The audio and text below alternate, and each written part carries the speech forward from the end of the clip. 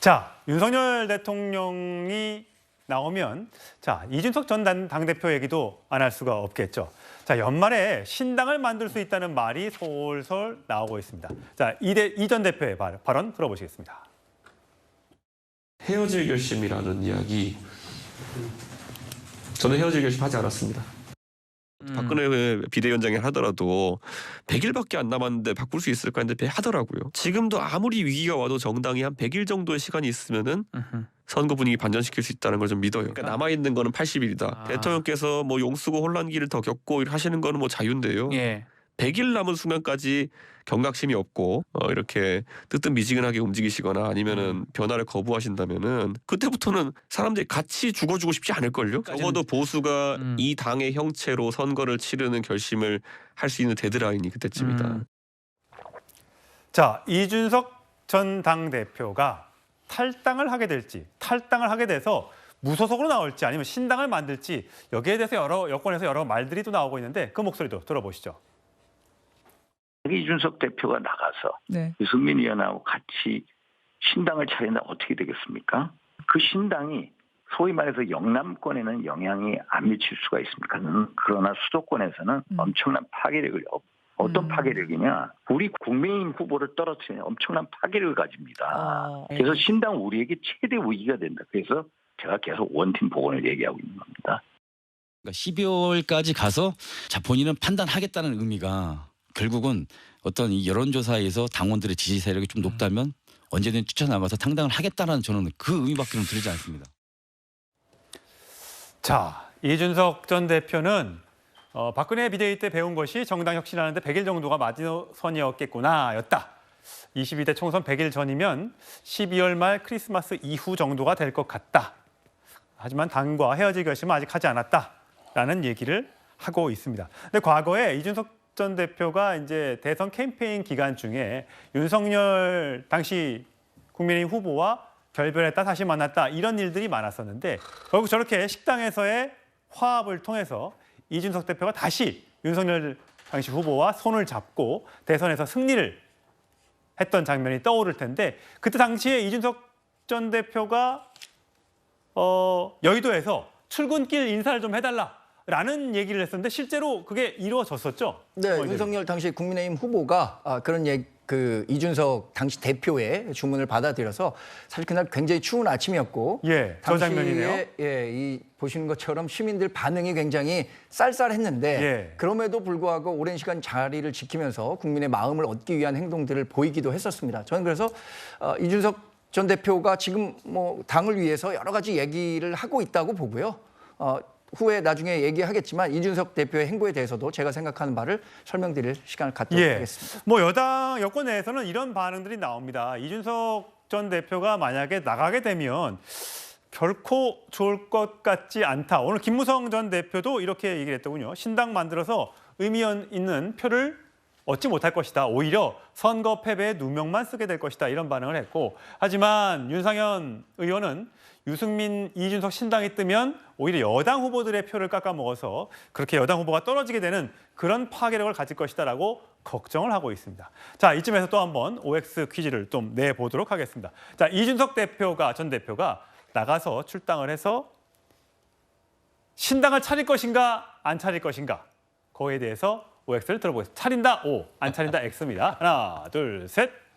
이번엔 좀 반대로 나왔습니다. 자, 서로 짠 거 아닙니다. 자, 이번에는 장 변호사한테 먼저 발언 기회를 드리겠습니다. 이미 건널 수 없는 강을 넘어선 것 같습니다. 총선에서 역할을 한다면 일단 이준석 대표한테 윤석열 대통령에 대한 정치적 기대치가 남아있어야 되는데 강서구청장 선거에 임했던 자세를 보더라도 정치적으로 더는 기대거나 기대하는 바가 전혀 없는 것 같습니다. 그렇다면 독자 세력화를 모색할 수밖에 없을 것이고 지금 분명히 이준석 전 대표가 정치적 지분을 갖고 있는 부분이 있습니다. 2030 남성들도 있고 이런 부분을 그대로 손에 흙처럼 뿌리진 않을 것이고 뭔가 모아서 결단을 내리는 시점이 저는 뭐 총선 전 100일이라고 하지만 그건 정치적 수사에 불과하고 지금도 물밑에서는 분주히 움직이고 있지 않을까 생각합니다. 근데 제가 이번 최진영 변호사한테 먼저 드릴게요.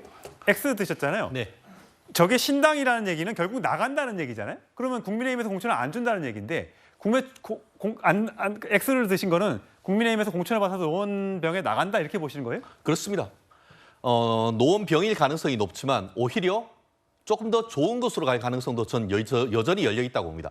지금 기본적으로 이 부분에 있어서의 내년 총선을 보는 시각이 상당히 어떻게 중요할 것 같은데요. 오늘 홍준표 어제였죠. 홍준표 지금 대구시장도 얘기한 것처럼 내년 4월 총선은 이른바 대선 시즌2, 대선 2차전으로 평가를 할 만큼 이념적인 어떤 전투가 굉장히 강화질 가능성이 높습니다. 그 가운데서 제3지대, 이른바 중간지대에 설 자리가 굉장히 좁아질 가능성이 굉장히 높습니다. 아마 지난 그 대선에서 어떤 정의당 어떤 후보의 성적표를 본다고 하면은 내년 총선에서의 어떤 그 중간지대의 성적표를 충분히 예측할 수 있을 것 같은데요.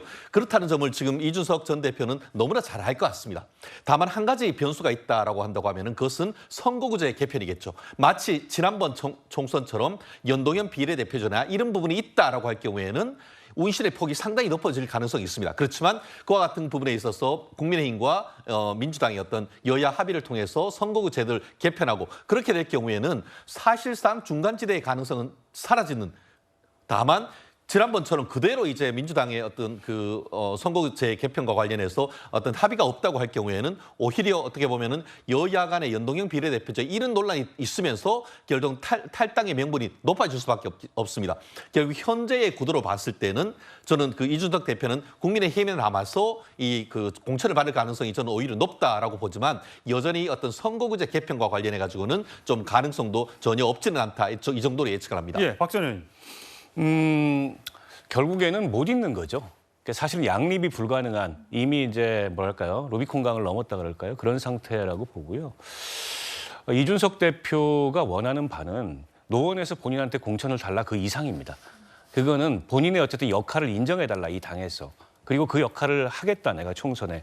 이건데 그거 인정해 주겠습니까? 그 순간에 사실은 대통령은 내부적 레임덕을 겪게 되는 건데 제가 왜 그런 선택을 하기 어렵다고 보고요. 지금 아까 최준정 변호사님 말씀하셨듯이 3지대의 성공 가능성이 희박한 건 사실입니다. 역사적으로도 그래왔고.